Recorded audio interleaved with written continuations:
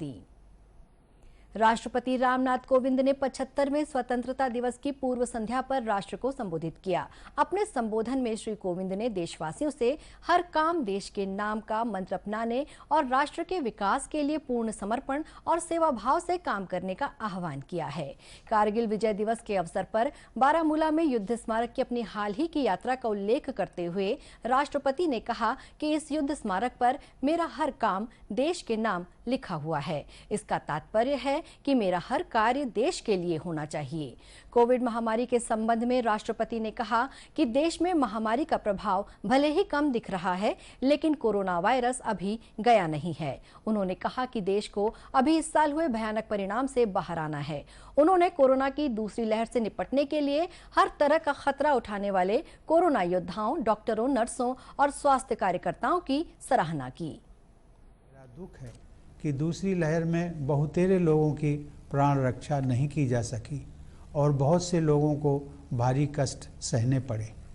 यह अभूतपूर्व संकट का समय था। मैं पूरे देश की ओर से आप सभी पीड़ित परिवारों के दुख में बराबर का भागीदार हूँ। हमें इस बात का संतोष है कि इस महामारी में हमने जितने लोगों की जानें गंवाई हैं, उससे अधिक लोगों की प्राण रक्षा कर सके हैं। हर तरह के जोखिम उठाते हुए हमारे डॉक्टरों, नर्सों, स्वास्थ्य कर्मियों, प्रशासकों और अन्य कोरोना योद्धाओं के प्रयासों से कोरोना की दूसरी लहर पर काबू पाया जा रहा है। महामारी के दौरान अर्थव्यवस्था पर प्रभाव का उल्लेख करते हुए श्री कोविंद ने कहा कि सरकार ने निम्न, मध्यम वर्ग और गरीबों की चिंता की है। इसके साथ ही लघु और मध्यम उद्योगों के कल्याण के लिए भी कदम उठाए गए हैं। श्री कोविंद ने कहा कि मजदूरों की आवश्यकताएं संवेदनशील रही हैं और लॉकडाउन और आवागमन पर पाबंदियों के कारण नियोक्ता भी चुनौतियों का सामना कर रहे हैं।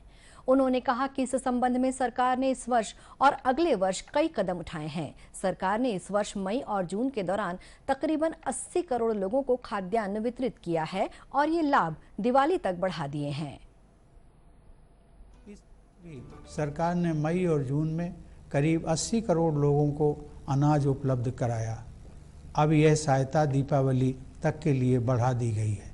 इसके अलावा कोविड से प्रभावित कुछ उद्यमों को प्रोत्साहन देने के लिए सरकार ने हाल ही में 6,28,000 करोड़ रुपए के प्रोत्साहन पैकेज की घोषणा की है। यह तथ्य विशेष रूप से संतोषजनक है कि चिकित्सा सुविधाओं के विस्तार के लिए एक वर्ष की अवधि में ही 23,220 करोड़ रुपए खर्च किए जा रहे हैं।